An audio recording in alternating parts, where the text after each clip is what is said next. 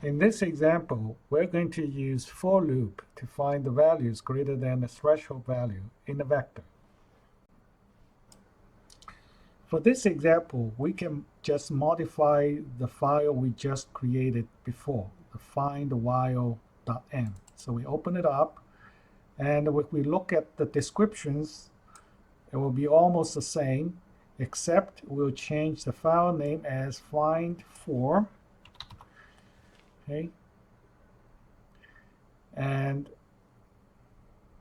over here, we're not going to use a while loop, and we're going to use in a for loop. So we change this as a for loop. So the difference between while loop and for loop is that for loop, you have a assignment right after the for keyword. This assignment actually provides a initialization step.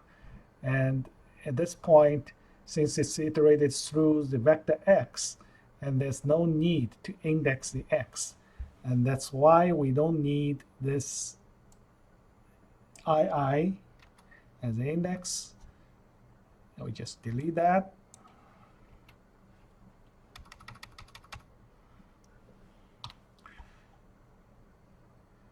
So the rest will be almost the same, except we're going to change this as for loop. And because for loop, right after the for keyword, we have a statement like this. So in this case, you just pick a variable called v to iterate through every element of x. And in this case, this will be represented by v, and this will be the v.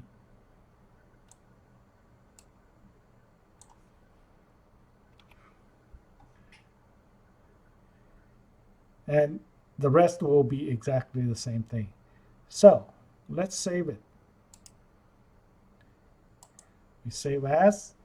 Make sure you do save as. Don't do save, because it will override the previous file.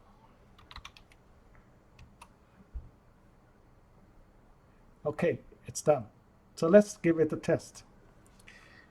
So this is find for. And I will get the same vector. You can use the command history window and pick up that vector.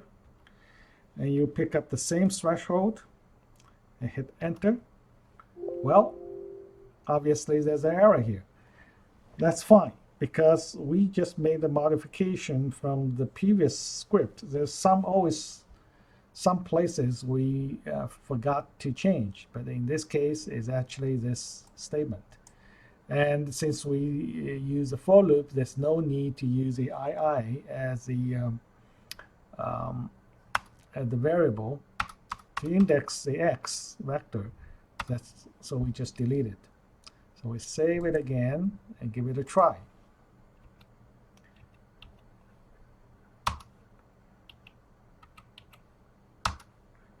And we say 5. Here you go. We got the same answers.